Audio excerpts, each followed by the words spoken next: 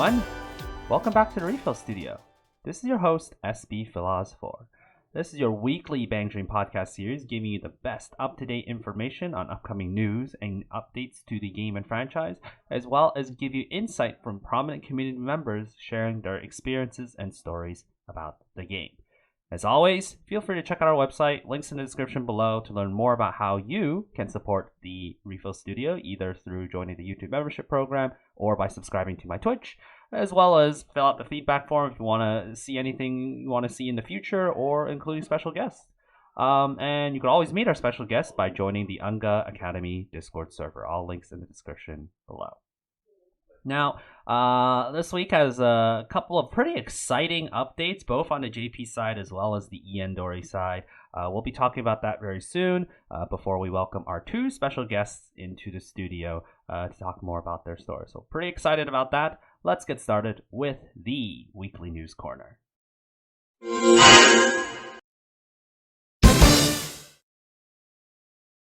So there is some pretty exciting updates with JPdori. Let's talk about that first, as we always do.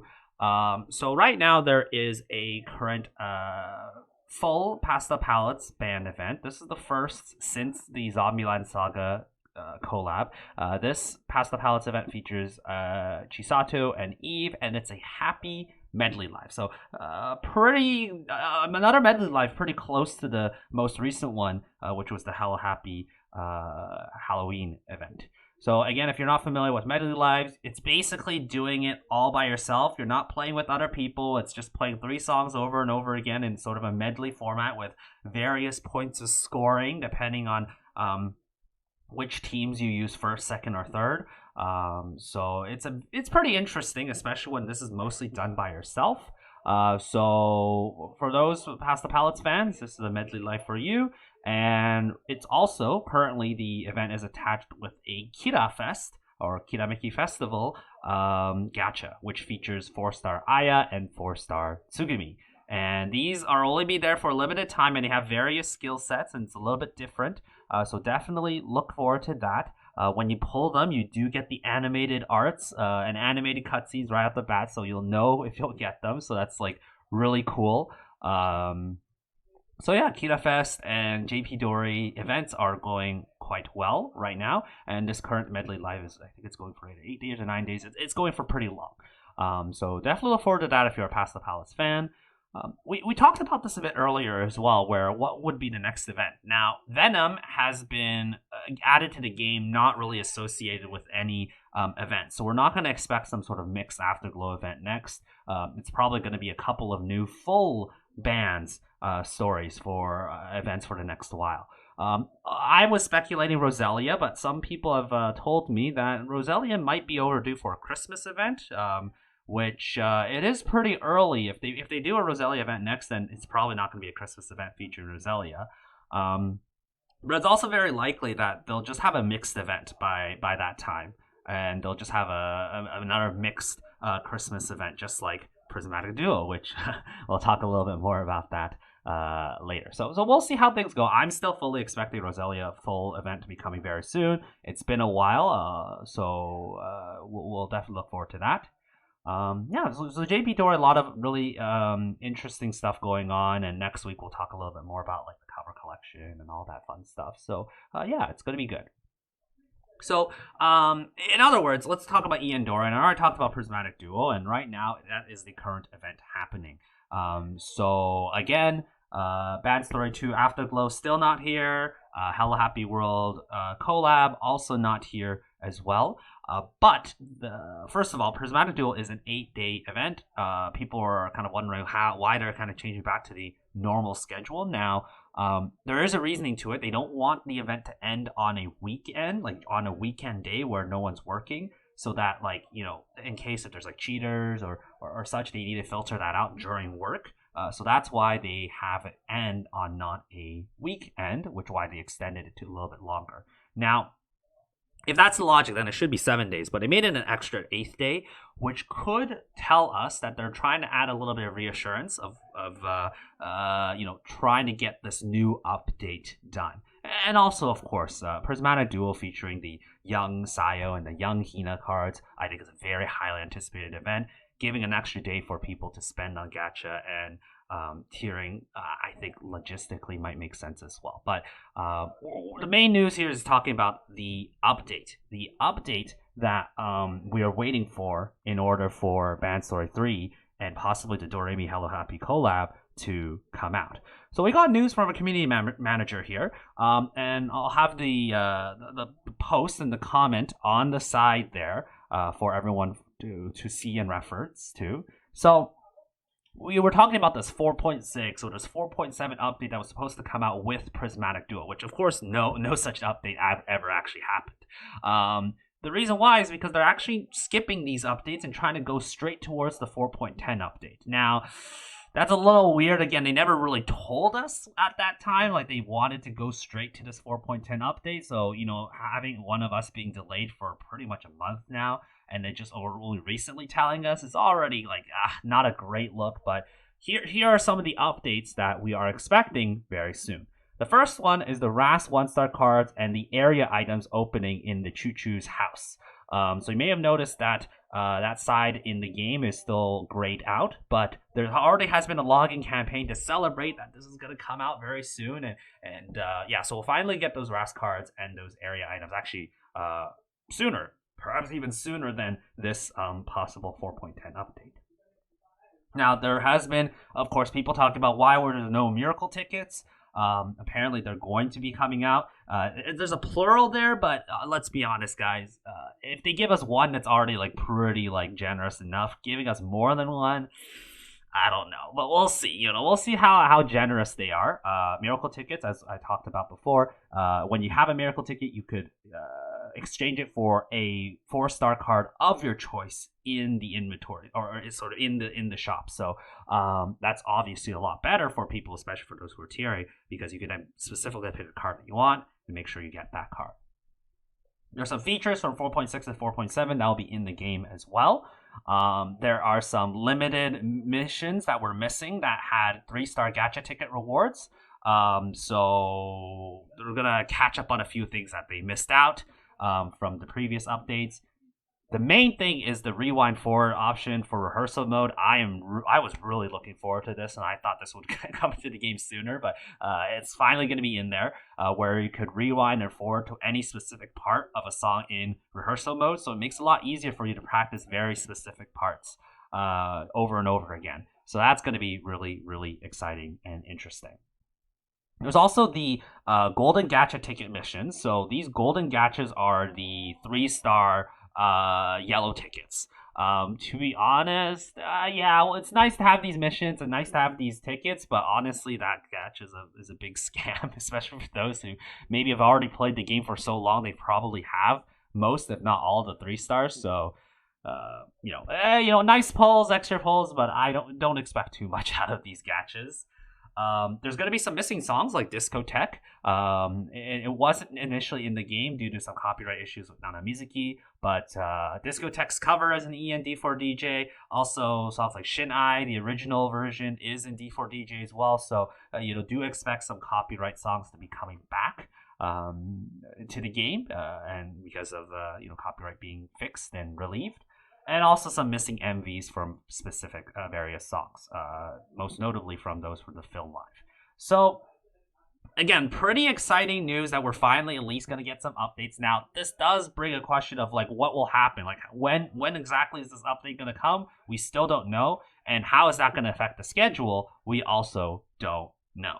I think the one thing that is a little bit concerning about the final post here, this final comment, is still can't guarantee that they can get released on time again. So please bring them up if we don't see them by 2022. So, again, at this point, if we don't see any of these by 2022, I'm sure, they don't need to remind us that we are going to bug them about not seeing these features. So, either way, this is still not technically guaranteed, and their latest deadline is hopefully the end of 2021, which means that all events associated with this update, which include all Bandori 3s, and possibly the Doremi Hello Happy collab, will be in the game, or at least starting the game, by the end of this year. So.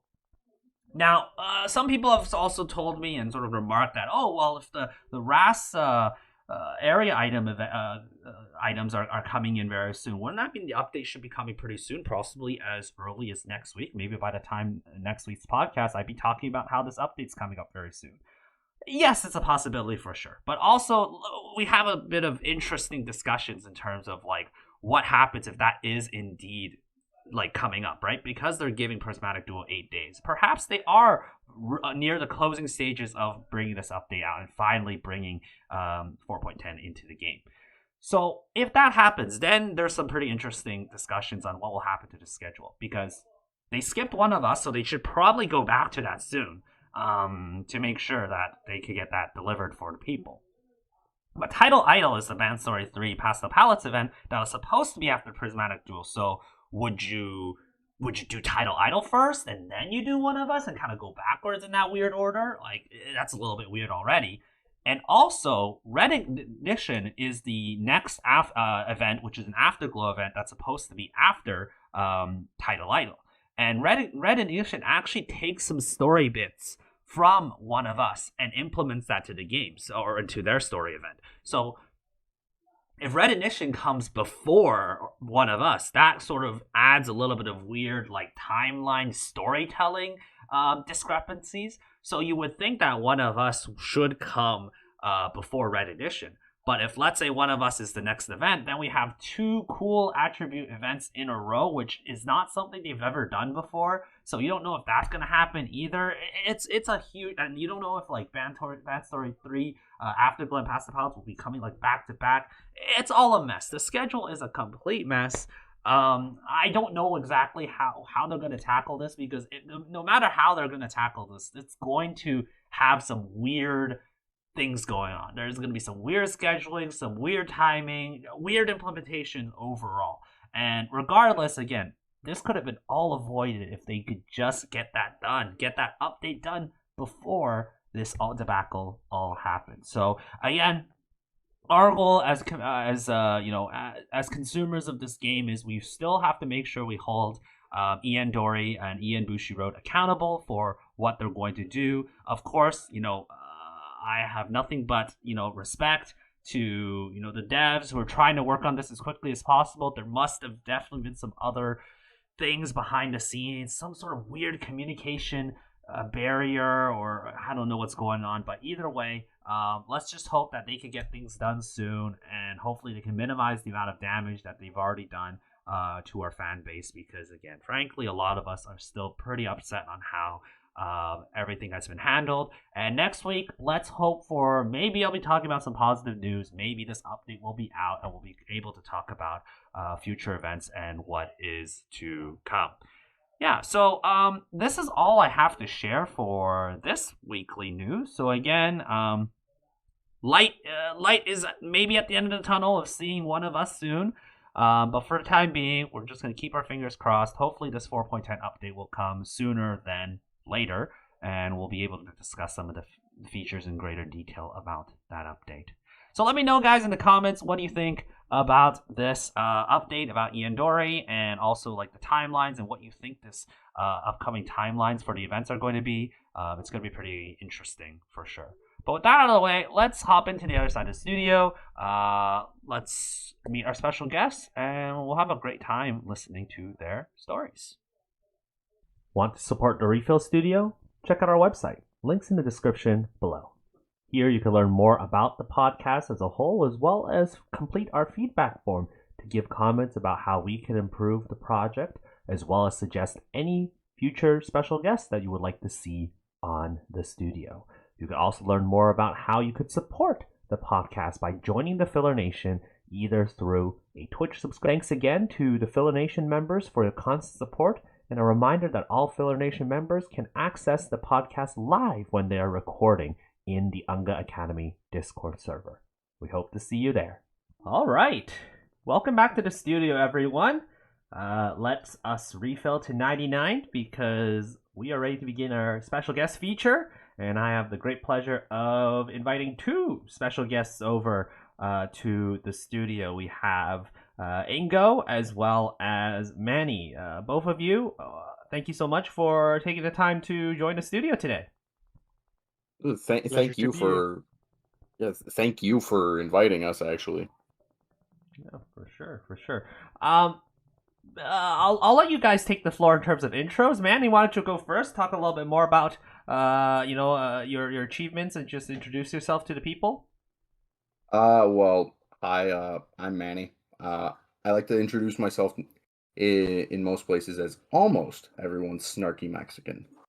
Uh, in terms of achievements, I have about 20 some EPT 100s, 50 some Song T100s, 8 Song T10s, including ones like Butterfly Round 2, Midnight Rendezvous, and unfortunately a T4 on We Can Hooray. And then probably what I'm most known for being my T2 on I Love Your Way. Mm-hmm. Great, great. And Ingo, same for you. Introduce yourself to the people out there. Yeah, I don't know. I not a ton of people I think know me these days in the community. I Mm-hmm. used to be like somebody that just randomly filled for 40 hours in one event and then 60 hours in the next event. Um, and yeah, I have some Song T100s now. Now that some of the boomer cards are not necessary anymore, I can also compete because I Mm-hmm. started late. And yeah, I was pretty proud that I managed to snag Setsuna Trip T10 most Which we recently. which we both share actually. Oh, Yeah. nice, nice, nice. Well, again, both of you, welcome to the studio. Great to have you. And also, just a quick disclaimer to our listeners out there: there might be some weird background noises because of the time of this recording from my end, as well as some from our guests' end as well. So if that happens, we'll try and make sure that it is minimized as much as possible. So but let's start about how did you guys get into Bandori? I know Ingo, you just mentioned just before at the end of the intro of you getting into Bandori late. So, but how did you first get into Bandori and hear about the series? So this entire story kind of ties to Pastry, who's already been a guest here on Mm-hmm. the Refill Studio, because Pastry has been my best online friend for almost 6 years now, Mm. and like we kind of interacted first on a K-pop subreddit and then a K-pop rhythm game subreddit. And yeah, we played that one for a while, and then he got me into Fate Grand Order, and yeah, whatever. And then like I kind of very remotely knew that he was doing some tiering in Bandori because he told me a little bit about it, and then he like kind of was MIA for 2 days Oh. and then got me into the game. And he was MIA for 2 days, and when I started, Beating in the Rain was starting out. So you kind of know why he was MIA for 2 days. Yeah, Mm-hmm. basically he passed out from his Neo Aspect grind and decided now it's time to get Ingo into the game. So yeah, that's how I first started playing. Shoutouts to Whale Fluent's friends for sure. And Manny, what about you? How did you get into the game? Uh, it was around the I first heard of the franchise in general Mm-hmm. from a friend around the time that Love Live Sif was going through a bit of a thing with hackers, just hackers overrunning the leaderboards, and I was like, Bandori seems like a. And one of my friends was like, oh, let's all play Bandori EN when that launches, and it's like, I'm like, oh, okay, sure. At the time though, when it did first launch, I was balls deep into like 6 classes and 2 jobs, Oh so I man. couldn't, so I couldn't really tier. I actually didn't get my first title looking at my title list until the impromptu wedding dress, and that was a T5K. I Mm-hmm. My first T100 attempt was Umbrella for the Autumn Rain, but I didn't know how in the hell how in the hell to tier in the first place. So I kind of missed the cutoff by about 800,000. Ooh. And then I used cooking class craziness really as my as my as like my revenge event on that, redeem myself after failing that. I ended about 24th on it. And since then I've been T100ing events. I've usually they're centered around my best girls, like Lisa, Sayo, Tomoe. So you'll see me. So like some titles may seem like I don't have much of a rhyme or reason as to why they're doing them. So, but then you see the cast of the girls, and it's like, oh, okay, that makes sense. So like you'll see me with Lisa's lyrics T100 and Azure Shine Bright T100, and be like, the hell? Okay. I and then in terms of probably the hardest T100, I'm still in like year one. I also did Neo Aspect, and that's where I met Ryu, Riz, and Iboshi, and all their homies. And I was I will always say this that I was actually really intimidated by Riz. I, but then I got into the Neo Aspect server, and like day one, the guy puts Gigapuli in VC on loop for like I think 10, 11 hours. Man. And I'm like, what the my brain is expanding. and from then on, I've always held the mindset that that he's very serious on the outside because from from me being intimidated by him. But once you get to know him, he's an absolute meme lord. I have attempted a few. I have attempted a few T10s, but all of them, I've ended up having to drop either due to finding a new job. In the case of like Roselia versus Afterglow and Warmth, I remember you and me, Phil, were talking about that kind of sort of in during Fragrant Wind when we first met. Growing Up Sisters was going to Beaten in the Rain, but that was like immediately after Neo Aspect, so I was like too tired.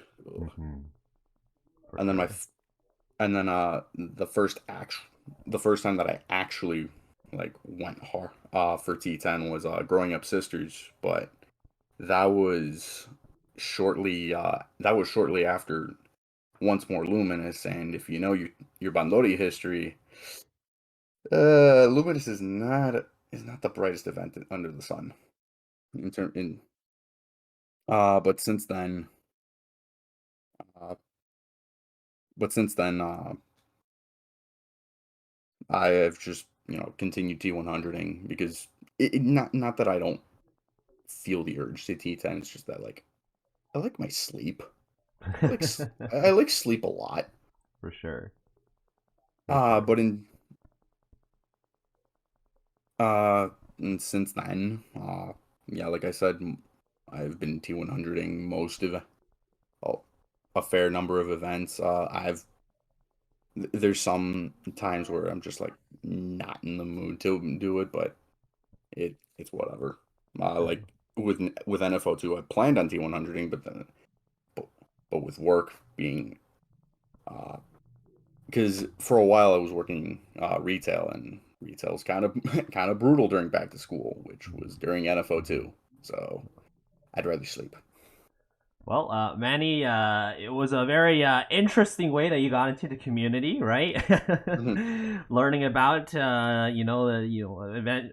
Initially thinking that it was a little bit scary at first, but turns out a lot of people are pretty nice. Sometimes a little bit interesting in terms of their characters. So, it really kind of spiraled through your way to eventually learn how to tier and all the achievements you've gotten. So great stuff on that, and of course we'll certainly talk a little bit more about what you plan to do in the future in terms of tiering.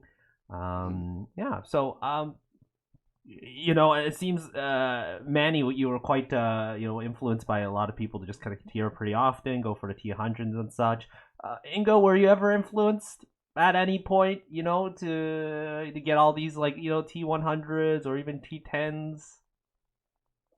Well, for me, it's always been like I've been in the tiering community like only a few events after I started playing. Like I joined the Summer Celia server, for example, and I think that was my 70 hours of filling, not even making T1K because I was filling with a very interesting team for the event. I think it was Pure Glow 3 stars with DF Mocha Center, because it was the only team that for me that didn't score like absolute shit.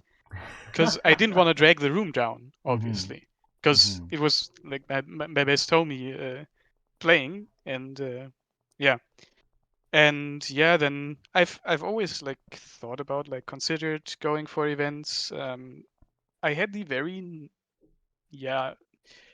big advantage of, I guess, getting to know the right people, if you want to call it that, where I feel very fortunate meeting a few specific people. I'm gonna like again Pastry, then Michaela and IPN. I would say like from those people, I learned very quickly how to gauge, okay, can I reasonably tier this event? Does it make sense? What kind of time commitment am I thinking about? What kind of money commitment am I thinking about, etc. So I had a very good idea of that, and so I didn't really make very many plans, because I was like, okay, I know what I'm looking for an event where, okay, this event will work out or can work out. And then when I did make plans, I somehow managed to get cursed IRL to not be able to tier it. So I was initially planning to T2 Stand By You together with the T1 runner then, and actually racing him for the T1 for the first several days of the event, just to have a friendly competition, I guess. But it fell like right into my exam period, and it was 100% impossible to do anything. And then I made plans to again go for as much as I can on an event on my own texture was the next plan for me. And my workplace fucked me over, and I had a negative amount of money on my paycheck. Oh no! So that was kind of awkward.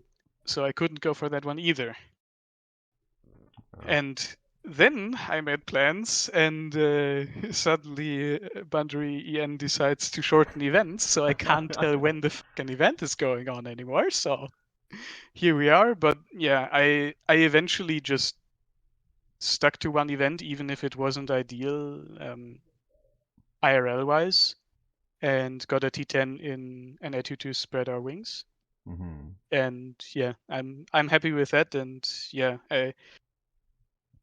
I see it in a very relaxed way, where like, yeah, if an event comes up and it falls into a good time, I know what to look out for. I know I can do the grinding part of it fine.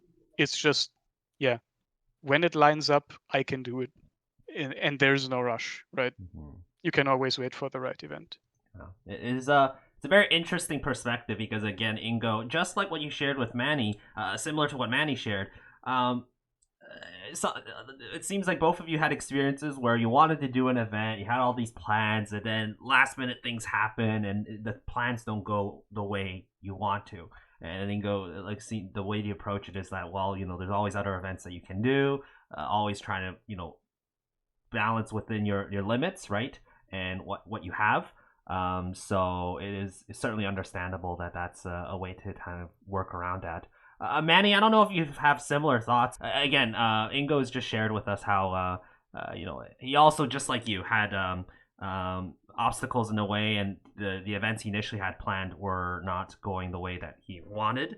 But he shared with us some ways that to cope around it. I don't know, like what you've done as well to sort of handle that situation of not being able to tier the exact event you want, and what did you do to overcome that, and plan for the future. Really, I just sleep.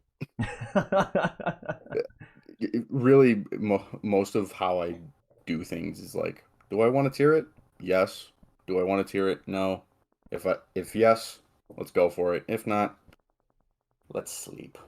Yeah, fair. Because for most of 2021, I've been working, like I said, I've been working retail. So, and well, the early morning shift of retail, which I started at like 3:34 in the morning. So I would come home. So I would come home.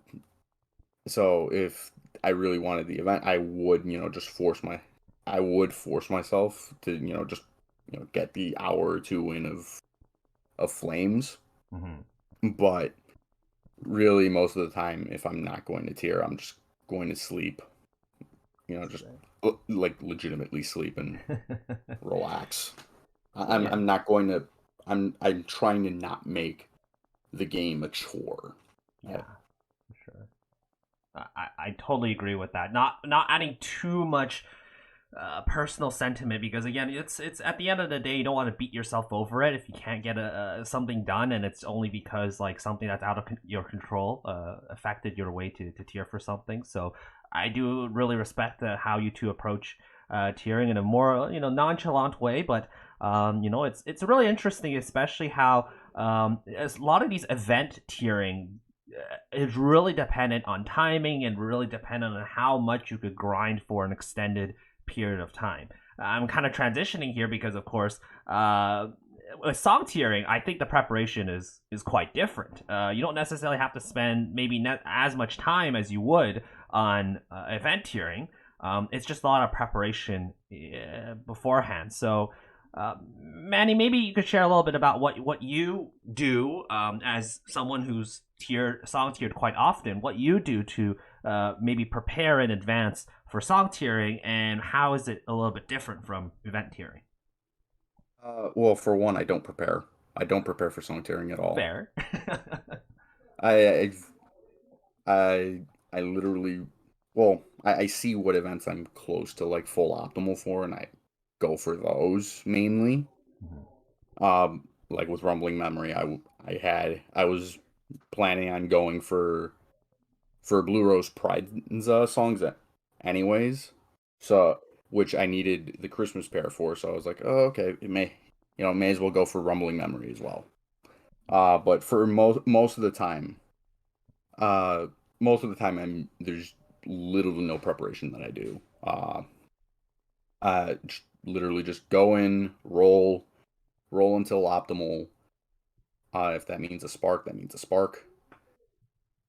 And then just beat my head against a brick wall.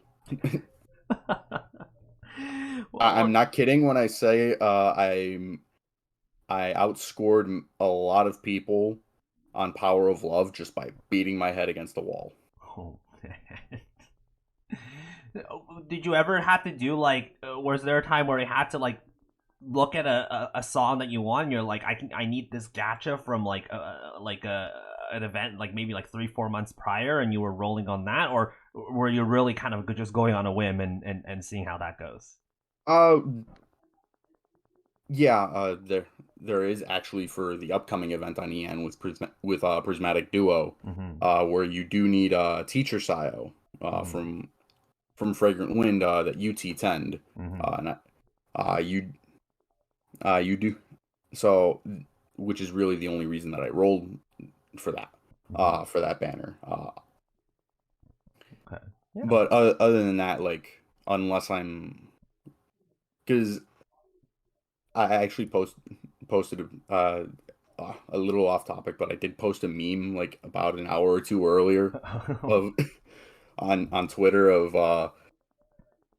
like because I do see a lot of people complaining that they don't get song titles, and the solution is really simple, just roll more, and they're like, I don't want to roll. It's like, well then don't song tier.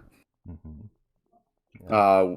Because at the end of the day, like, whether you're just going for song T100 or song podium or song T10, whatever, you are going to need to roll more than just like 5 times on every Dreamfest. So You are going to need to roll random perm banners. You're going to need to roll stuff that isn't collabs. And then also just be halfway decent at the game. Or if the song's hard enough, like with Passionate Anthem, have full optimal and play hard. Yeah. That's another strategy for sure. Yeah, it very much is a strategy that I abused twice. Well, yeah, as you all could see, song tiering is certainly not that friendly in terms of your funds and your preparation. Again, a lot of the things going into song tiering is kind of done behind the scenes in the back, maybe even months in advance. You're trying to get cards, possibly rolling on really unoptimal banners just to get a possible card that you might need for a possible song tiering event. It can get a little ugly, but in terms of the time spent, it's not as maybe not as time consuming as, of course, event tiering. So it's pretty interesting. Ingo, I don't know if you have anything else that you want to share in terms of when you think about preparing for song tiering, like going on BestDori, checking out the cards, and making sure that you do what you need to prepare for song tiering. Months in advance, try years. No, on a bit more serious side, like, yeah, basically everything important on the song tiering that gets you to the okay, I can actually try to song tier this happens way before the event actually happens, because in basically every song tiering event there is cards in optimal that are old as hell by the time the event rolls around. Like, if you think about it, the persona cards are still the best cool afterglow cards for those members. So if a cool afterglow song tiering comes around, you need those cards. That's Mainly Persona incredibly old. Himari. Mainly Persona. Only Himari now. But yeah, before Dreamfest 2 Ran came out, both of those cards were necessary for every like consideration for a cool afterglow. So yeah, it's just roll more or roll very, very specific banners after checking out exact optimal on a song. And maybe one anecdote for how I got my first song T100. I basically did, I did all the due diligence. Like I think I got my first X Goals Master like 2 months before the event. So I was getting kind of comfortable with 26, 27s.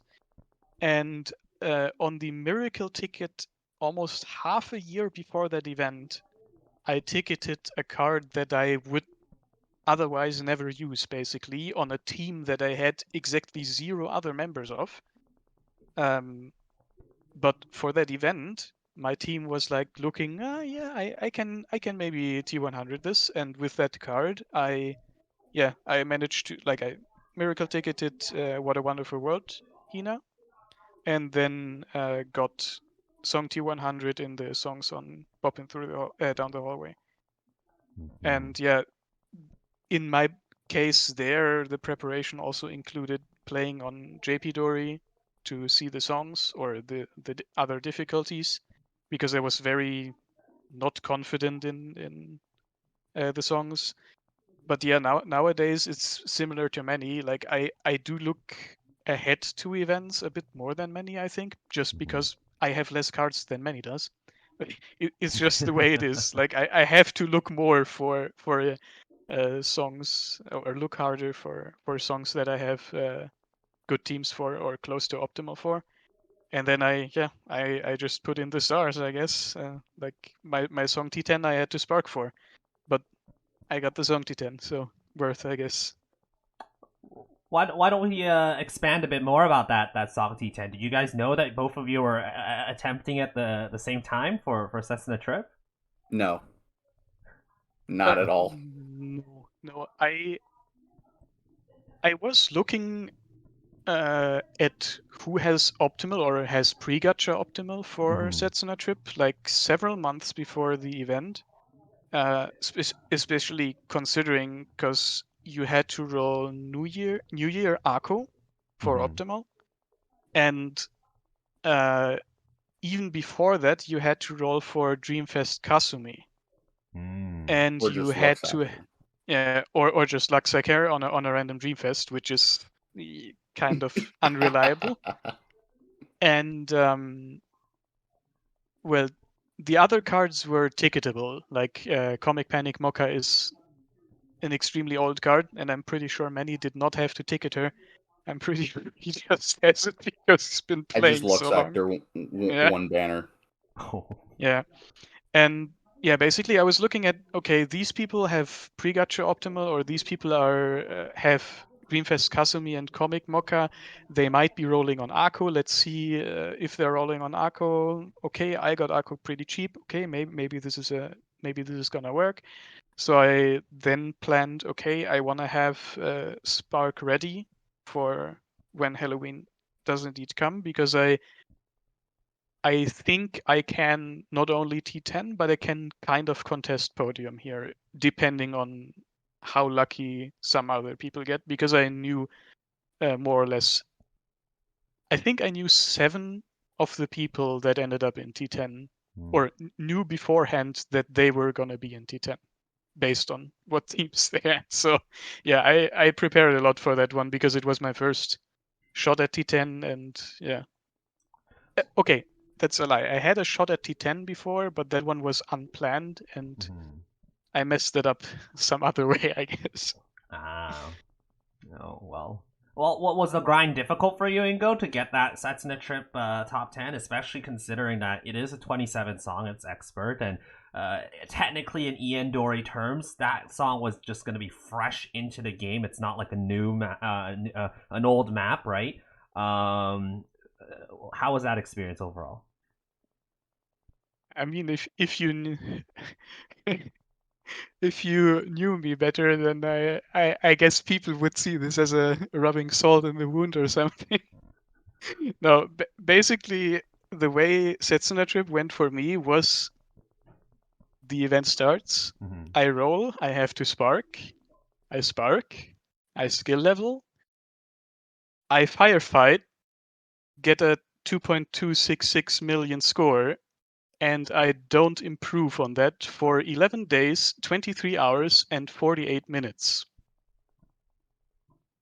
So yeah, I guess I got a lucky run, and just like and it's not that I didn't try to improve my score and was not going for anymore, but yeah, it was kind of disheartening to go through the extended event and not see a single score improvement over the entire duration. Like, I can't really say I'm sad with the outcome of this, but the experience was not super fun, because I like, with the optimizations I was going for and with the optimizations I was hitting, if I like, not consistently, to be fair, but that I was hitting a good portion of my runs, I would have ended up in T3, maybe even T2.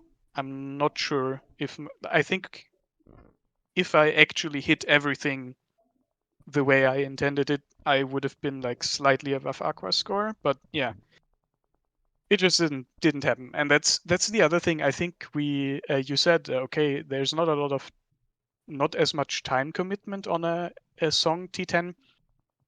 That kind of depends, or on a song title, because like if you're going for a song T100, most of the time if you're good at the game and have the right team, you just play the song once, and that's your entire song tiering experience. And if you have optimal, you can also play the song once and get a T10 from literally one play.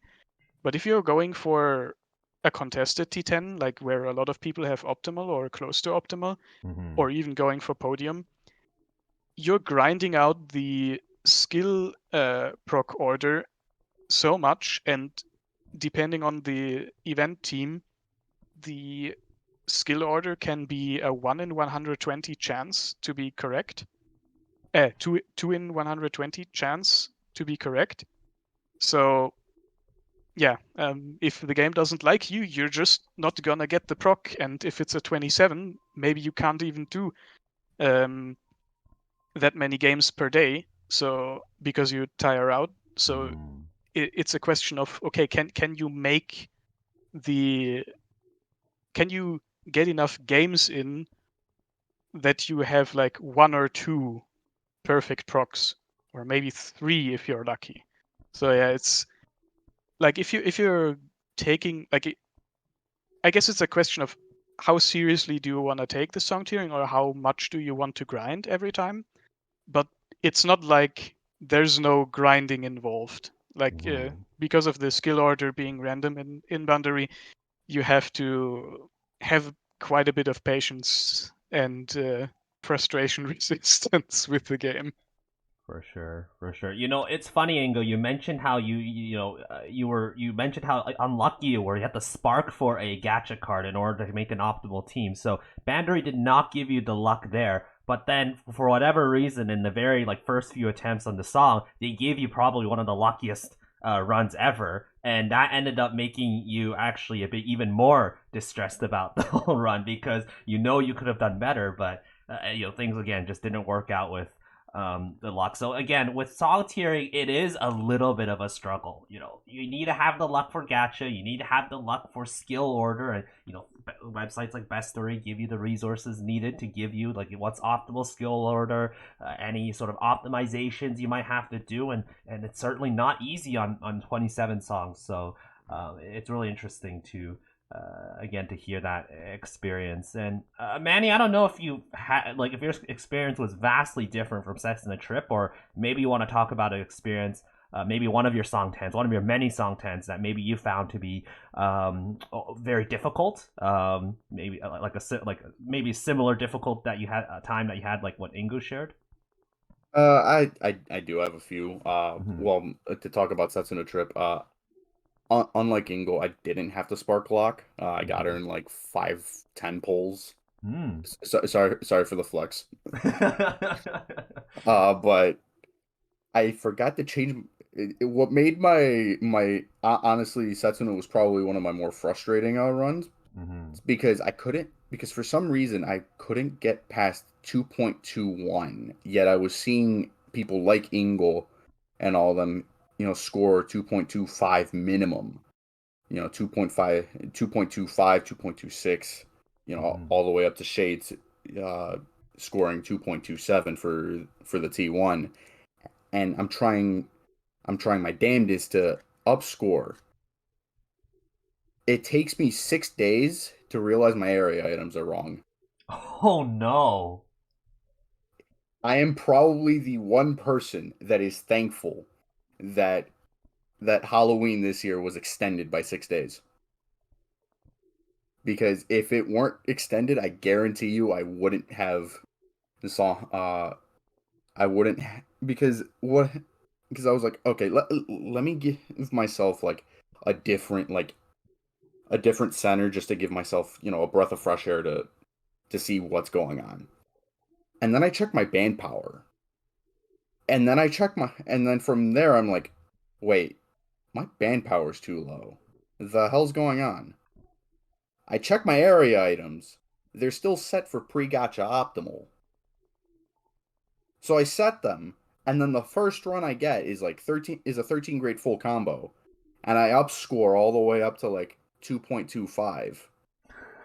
And then I change back to my old center, because I switched from Dreamfest Yukina to Dreamfest Ran, back to Dreamfest Yukina.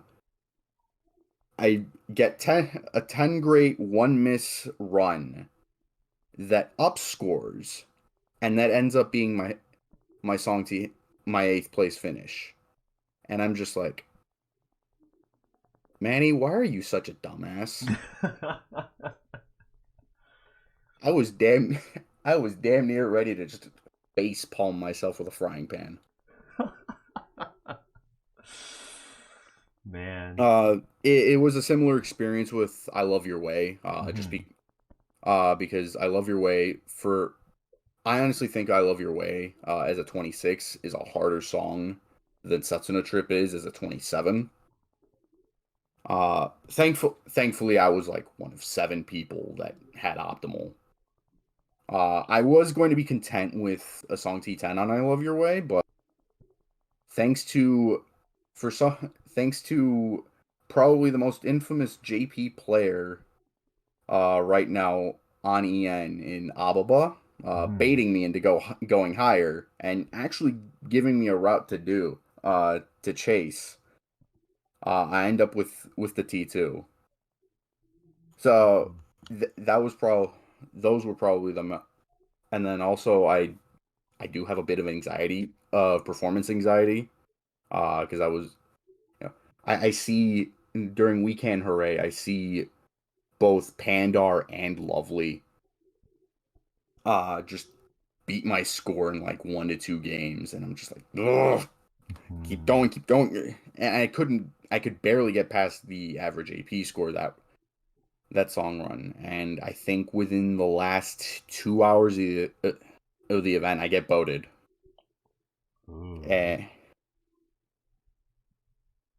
And it was a similar case with Karma because I kept missing like right before Encore as well. And I legitimately feel I could have breached podium on Karma. I didn't bother with Heyday past SP because I know I can't do harder 27s and harder and 28s. But I was like, okay, let's try Karma and Red. Unfortunately, performance anxiety it decided to pay me a visit. I got something on Karma actually, because Karma was a surprisingly weak podium in my or from what I saw, because I had a very meh team, I guess.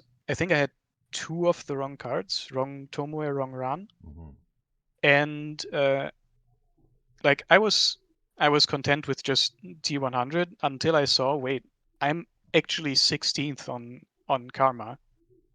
And I was like in the 20s or 30s for Heyday Capriccio and Red. I was like, this is kind of weird. So I looked at the optimizations for it a bit more, and from what I can tell, or from what I looked at, if I got the one dream run, I would have been T3 with 2 wrong cards on my team. And the cards actually make a big difference on that team. Like, as I said, I was in the 20s and 30s for Heyday Capriccio and Red. It's just that not a lot of people bother doing much in the way of optimizations on Karma. And I mean, I can kind of understand it. It's not very easy to hit all the optimizations on that song. And yeah, what in the end messed it up for me was I was completely mind blocked by the end, and always kept missing in the outro. And then on the last day, I tried playing Amrak instead, so mirrored, and I have never played a song on mirrored before.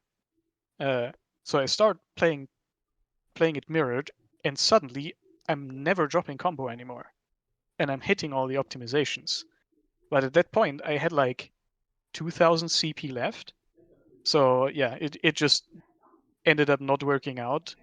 But if I switched to mirrored earlier, then I'm pretty sure I would have gotten that T10 as well. Because I like for some reason, or for the reason that it's not a very nice song to optimize on, the T10 there and even the podium was not super strongly contested, I think.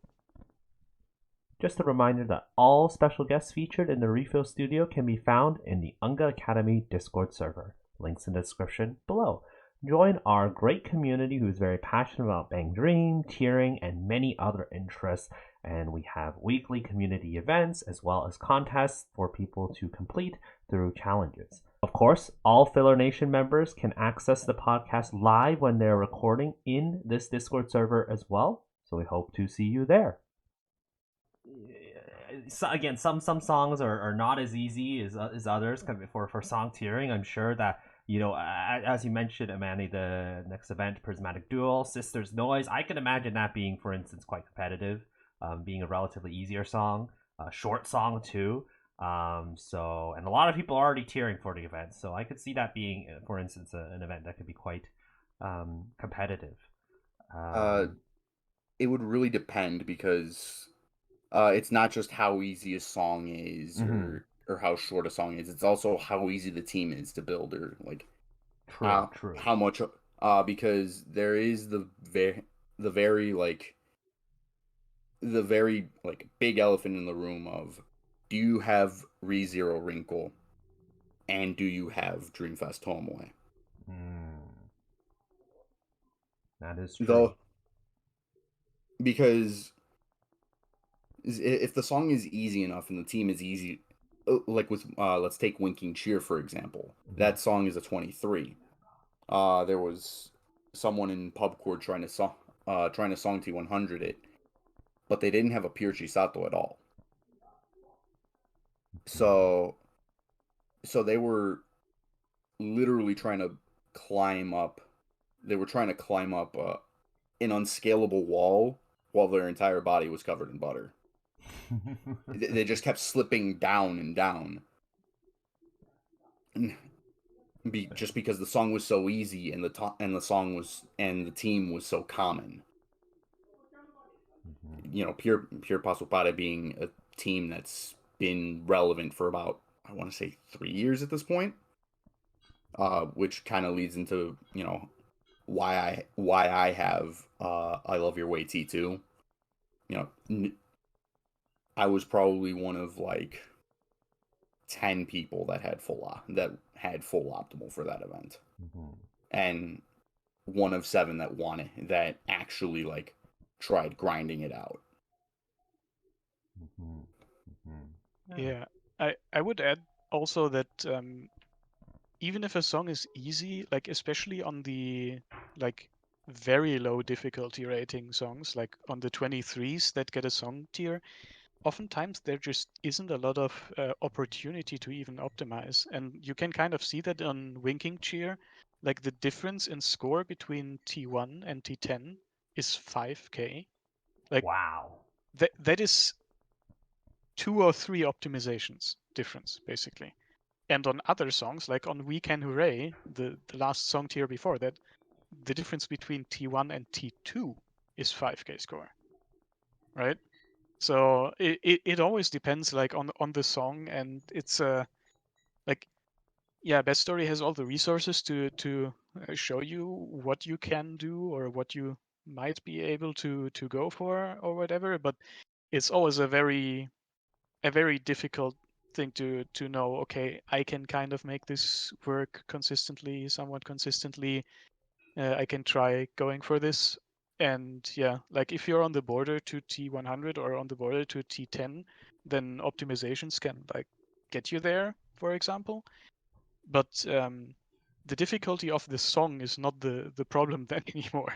Like I would also say that, for example, Setsuna Trip is probably the easiest 27. And far. I find it a very comfortable beat map. It doesn't like really catch you off guard. Some of the optimizations on that song are absolutely cursed though. Like you have to go for very, very low leeway optimizations. Like you can't be more than 1 frame off to make it, for example.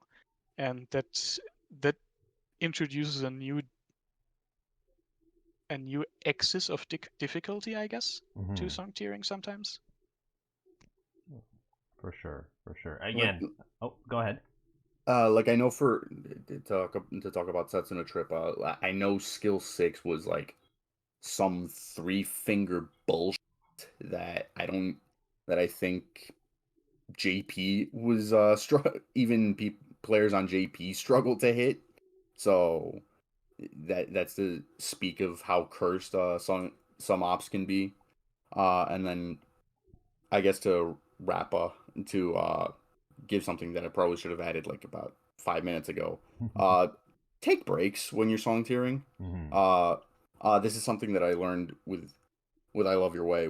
Uh, when you're when you get too into it and you start molding way too much, it's better to, instead of just grinding the song out one more time, go outside, take a walk, and go touch some grass. For sure, for sure. And again, it's great that the two of you were able to help clarify a little bit more about song tiering, especially when, for a lot of people, this it seems quite different. It is quite a different way of playing the game compared to just event tiering, where there are ways to kind of get around getting a title you want. Right? It's a kind of a fine balance between how much you're willing to spend in terms of money versus time, and it's a pretty kind of easy correlation between the two. But song tiering has a whole different beast.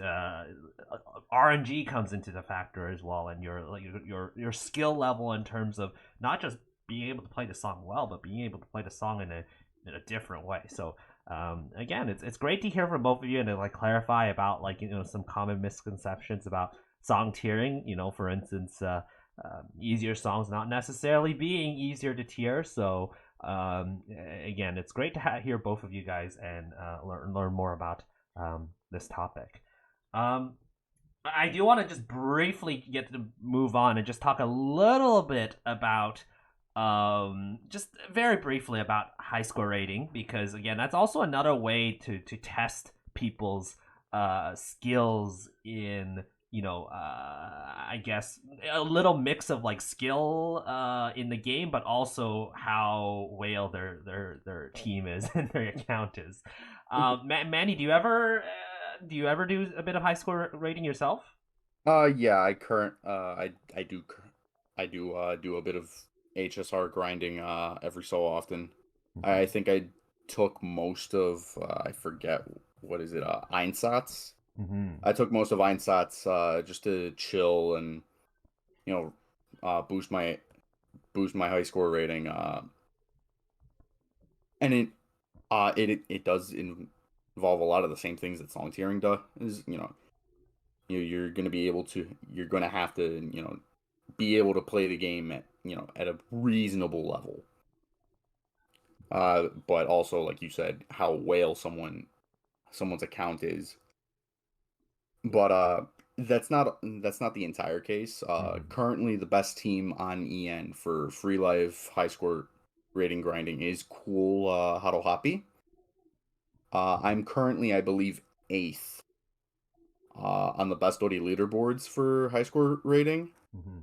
But that's because of even though I'm using Cool Haruhapi compared to someone like Roulette who's still using Cool Pare, that isn't getting the an upgrade until Prismatic Duo, Mm-hmm. simply because of player skill, which at the end of the day is going to be, I guess, the biggest determining factor on how well you can song tier and how high you can get your high score rating. For sure, for sure. I was just gonna ask which was the most whale team, or like what is the most optimal team right now, but you already answered that. Um, Ingo, I know you also pretty are pretty into high score rating as well. What about your experiences there, and also just kind of seeing how this will maybe how the meta will change moving forward. Yeah, I'd say like for a lot of the games I play, I always like try to challenge myself to get better at the games. And in Bandori, I first kind of miss this thing to like where's the song leaderboard? Mm-hmm. And for every song, like not just, oh, for this event we have 1 song leaderboard, or for this event we have 3 song leaderboards. So high score rating for me was something, I could always like see, oh, can I get some improvement here? Did I improve my accuracy, for example, on harder songs in the last like weeks or months that I was have been playing, etc. So it was always something. Okay, for personal improvement, you can always look there, and you don't necessarily have to compare yourself to the people with the optimal teams or almost optimal teams and full game AP and something. It's just a nice number, I guess. But it puts a number to your skill, I suppose, or your skill improvement to word it a bit better. And like nowadays, I just see it as I have the theory down, I guess, for for high score rating. It's just I don't have the team to like really get into the big leagues. Because my best high score rating team is Happy Glow, which is a few generations outdated at this point as the best high score rating team. But I mean, yeah, in my opinion, or from my perspective, only look at high score rating as something relative to what you yourself have had, because gacha really plays a huge role in it. And if you don't have the card, then you just don't have the card. That's just it. There's nothing you can do about it, especially for like limb cards or old Dreamfest cards that you don't have. Like, what are you gonna do? You're not gonna drop like 1,500 pulls on a Dreamfest banner trying to lucksec some off-rate Dreamfest card. Like, you just have to always look at it relative to what your score was in the past, I guess. Yeah. So for those who are unfamiliar, because it's understandable if you're not sure what high score rating is. High score rating is like a really like secret kind of score. Not really secret, but it's something you could see in your account where they'll take, and correct me if I'm wrong at any point. They basically take the 3 highest scores that you have in free life for each band, and then every time you get like a score, you get sort of like a rating with it. So getting some amount of score in free live will give you some amount of rating, and they'll take the top 3 ratings for each band that you have and then combine it together to be a high score rating. So there's going to be your top 3 pop and party songs, your top 3 Roselia songs, etc., etc. And there is a meta to it. There's some songs that will score better than others, so there is basically you're going to be stuck mostly with the relatively same 3 to 5 songs, and then just play as well as you can with the cards that you have. Ingo, you did mention that it is not necessarily something that's worth doing a gacha for, because I do agree, because ultimately you don't get really much reward for that. Like, you just get a nice number and you show it on the profile. But I think one of my complaints about high score rating is you don't really get a reward for that in the game, and I feel like that's a really somewhat of a missed opportunity. I know it does seem a little bit. It becomes a bit of a scary slope where it could become a pay to win thing if let's say they were giving rewards for it. But I think that'd be a really interesting way to challenge people and maybe get people motivated to remember that this high score rating is a thing, and maybe possibly get people to challenge each other and see how far they could go. I don't know what you two think about that. I actually have 2 points here. So the one thing is there is rewards to high score rating, or more generally to playing free live, because you get all the frames and pins via high score rating or via scoring X amount of points with a full afterglow band, etc. And I think it is fine that way, or more or less fine that way, for the reason that you mentioned. Like, because the rewards cap out at a point that is like still somewhat reasonable money wise for the teams that you need for it. But like, if the rewards for that went up to actually requiring 5 scorer teams, to be able to score high enough, then I think it would be, kind of very bait to gacha more, and to gacha like completely, otherwise irrelevant cards for it. So I'm not sure if I would like that.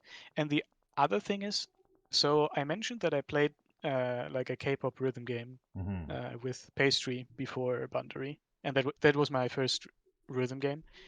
And that game had something that I really liked a lot, and I wish this was in Bandori.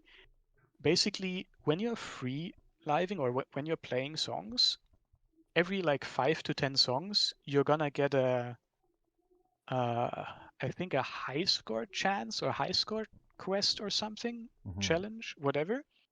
Basically, the game automatically highlights one song, and you have to beat your high score on that song. And if you do, you get something like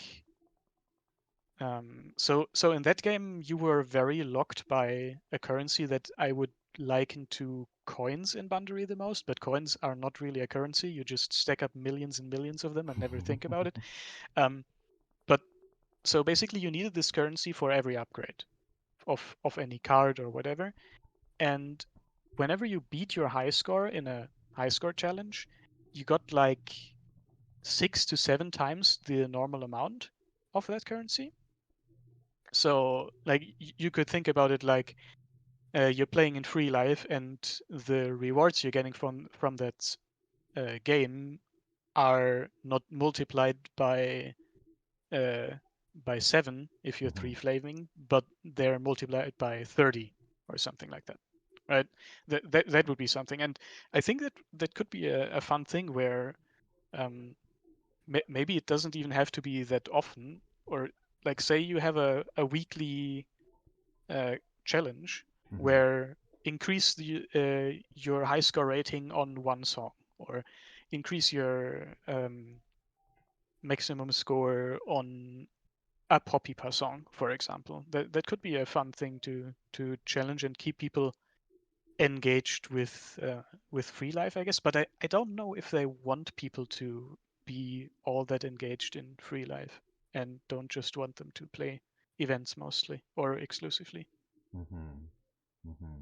Well, it's an interesting point. Perhaps Bushiroad could take notes on that. But yeah, it's definitely something that could possibly be a consideration.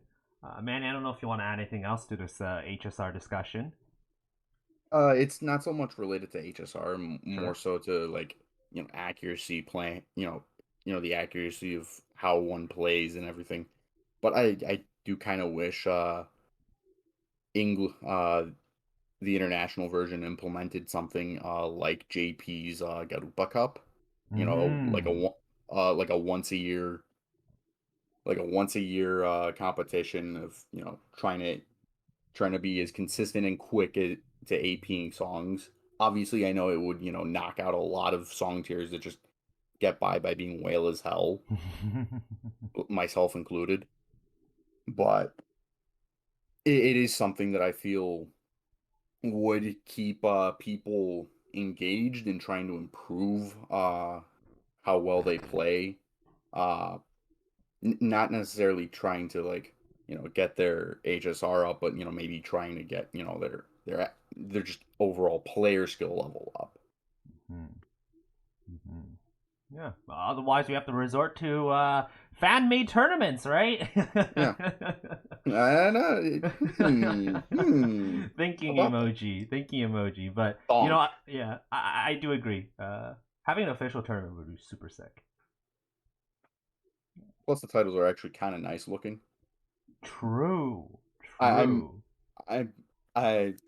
talk with a fair number of people on on the Japanese side of Garupa, and I see sometimes I see the titles that they flex in JP pubs and everything, and just like, and sometimes they're flexing the Garupa Cup titles, and I'm like, damn, those titles look really fucking nice. True. And like those titles are purely skill based, because you could have again, to bring up song tiering, you could have someone be whale as hell, but they can't play for shit. Mm-hmm. But you could have someone, be able to full game AP,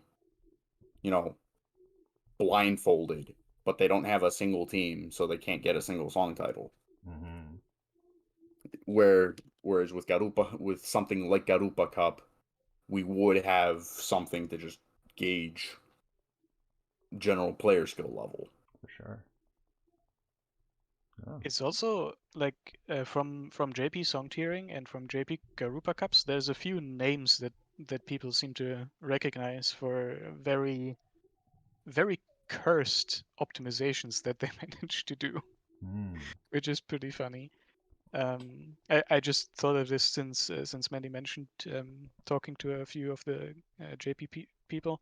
Mm-hmm. Does Policeman ring a bell, Manny?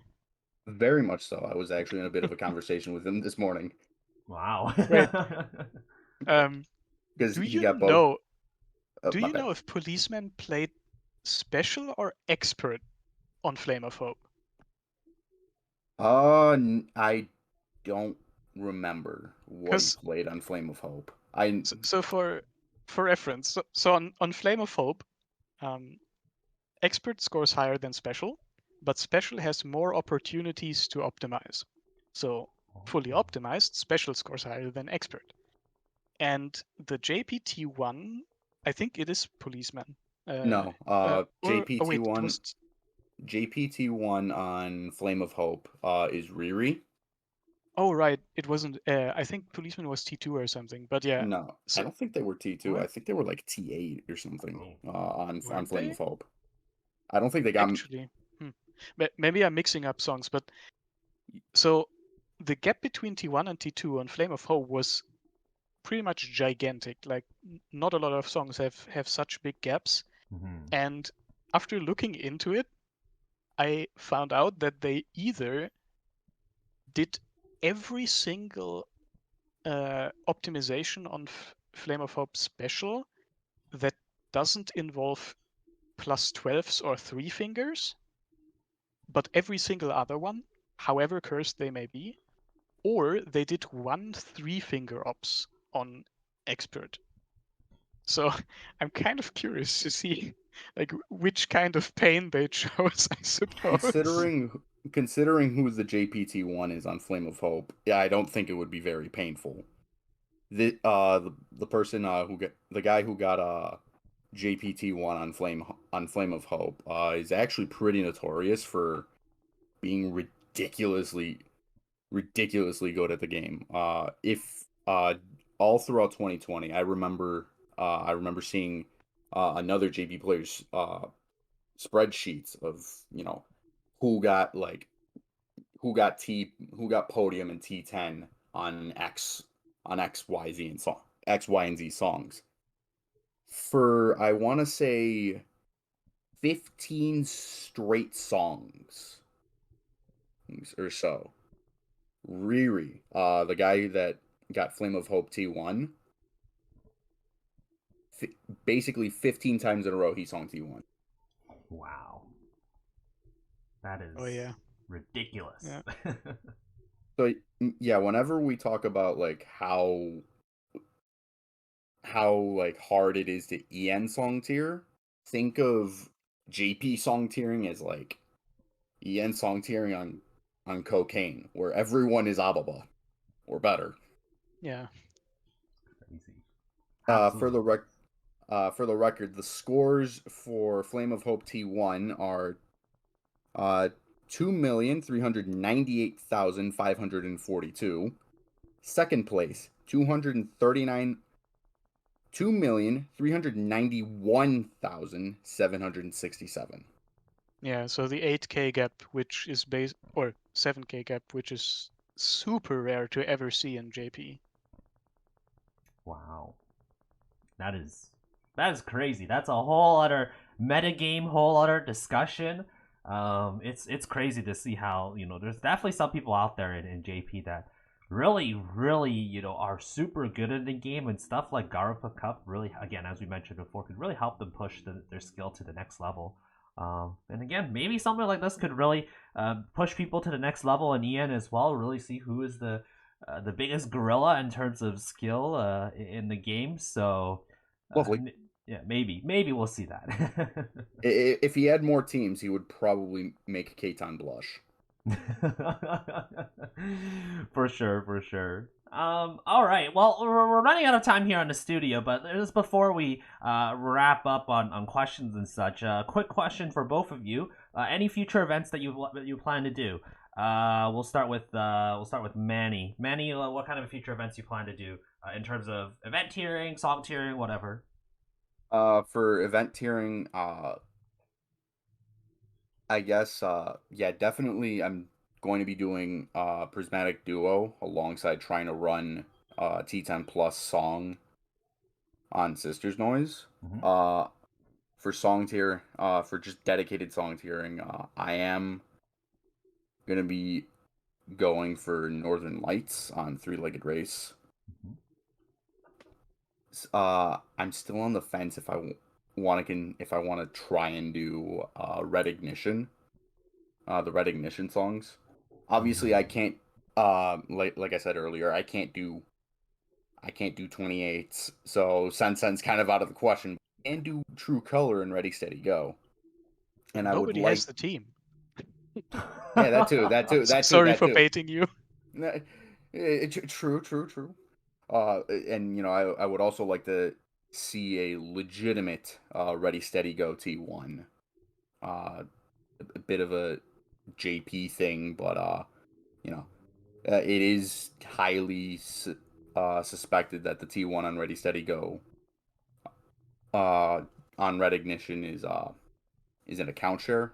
I don't want to make any baseless claims. It's just something that I've been hearing through the pipeline. So that is also another motivation for me to want to do Ready Steady Go, as also one of the 7 people on EN with Pure Glow. In terms of EP tiering, I would actually really like to do Sun Tinged Bandwagon, while also trying to go for Trouble Joyful. And then definitely T100 ing One of Us when that thing finally comes. And maybe, and then, I mean, I don't want to say I want to go for T100. I don't want to say I want to go for, like T10 plus on Sprocket Core, but that is something that I would like to do. It would be something that I'd have to take time off work for.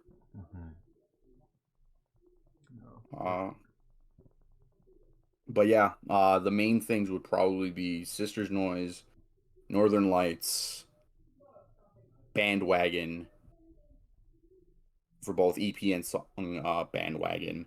And then I guess, you know what? Thanks, Ingo. Yeah, definitely Red Ignition now. Yeah. You don't see it, but you don't see it, Ingo, but I'm flipping you off. You're welcome. Well, and Ingo, what about you? Yeah, so there's one thing about song tiering that I forgot to mention, I guess. I kind of want to have a song tier 100 at least of every single band. So there is one event that I am obliged to song tier, which is Nakana Ina and Don't Be Afraid, because those are probably the only situations we would ever get a Guri Guri song title and a Ray song title, obviously. I have to go for that. Other than that, I am very much considering going for Flame of Hope because it's one of my, I think it's my favorite Morphonica beat map on the N at least, because we don't have Never Ever End yet, and I'm pretty fucking pissed about it, but whatever. So yeah, Flame of Hope I'm probably gonna go for, and yeah, even if I'm reborn 100 times, I'm gonna go for the songs for sure. Okay. Other than that, getting the teams together just takes too much to do much else, I guess. And for event tiering, I'm gonna say there are 2 events that I am very strongly considering, or in one case planning on tiering, but I will not disclose which ones those are, because it's gonna be a situation like in Etude where I'm just more or less on my own tiering. But sure. that's a story for another day. So I'll say at some point you'll see me in a T10 again, I guess, All right. in the somewhat near future. Well, to the both of you, good luck. Manny, definitely have some upcoming events very, very soon in the near future. You can go a little bit more later, but both of you, best of luck in your achievements. Hopefully, things will go well, and again, hopefully, ENdori gets their act together and makes sure that we get events in a smooth fashion. We have some quick questions from the community just before we end off this this podcast. So again, as you mentioned, Manny, before these questions are all related to you. I'll ask both of these questions together because I think they're pretty much related. We have a question that is Target or Walmart, and also a question of whether or not the people in the Target Discord server, I didn't even know that was a thing, know that you are a weeb. Well, for one, yes, there's a Target Discord server. I'm That's pretty big. sure. I'm pretty sure most big box retailers have like employee ran servers. Like I know that Taco Bell. I know that Taco Bell for some reason has a Discord server as well. That's probably also run by employees, current and former.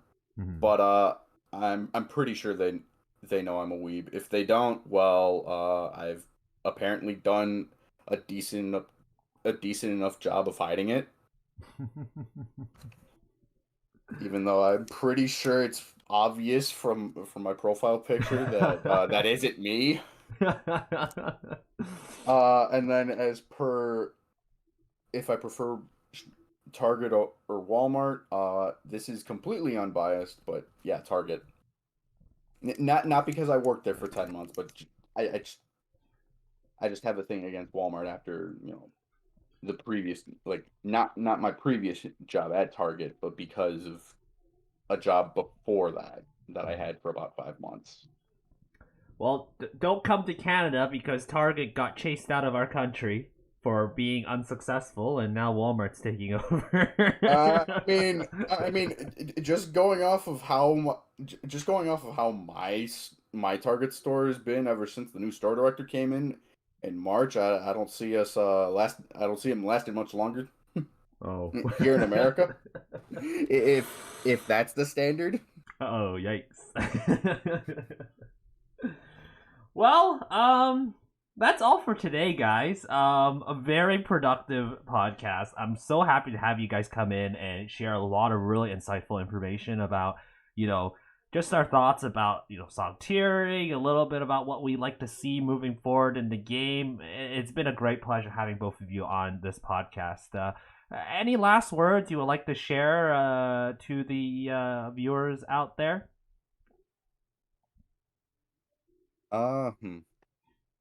You first, Ingo. Okay. Yeah, I kind of mentioned this before. I'm very thankful for this, and I would also encourage every new player or people trying to get into tiering or get into song tiering, get into whatever there is to do in this game, I guess. Just be like open about it and be upfront about it. Approach some people, and most people will say, "Hey, that's cool. Let's see what we have here." The biggest part of this community is very welcoming, and I was very thankful for that back then. And I guess I'll pay it forward. If you come into it with open arms, you'll be welcomed with open arms in this community, especially in the tiering and song tiering community. We are just a bunch of, sometimes degenerate or meme lord people that, play this tappy tap game too much. Yeah. Sure. Really, we don't bite unless you're an idiot. Unless you're a legitimate like dumbass. I don't want to like make any generalizations or anything. But we're all generally very welcoming, and you know, like Ingo said, you know, we'll we'll be there with open arms for you. And I will add the caveat to that, as long as you're not a complete and total jackass. Surprising, considering I've been invited to tiering servers before, and I'm probably one of the biggest jackasses that's known in the community. Well, you made your place here, and you know, as long as you don't do, again, as you mentioned, as long as don't you do something silly, don't be like rude or disrespectful to people, or just make people uncomfortable. Just basic, basic Be a decent, internet etiquette, right? So. be a decent human being. No one to touch grass.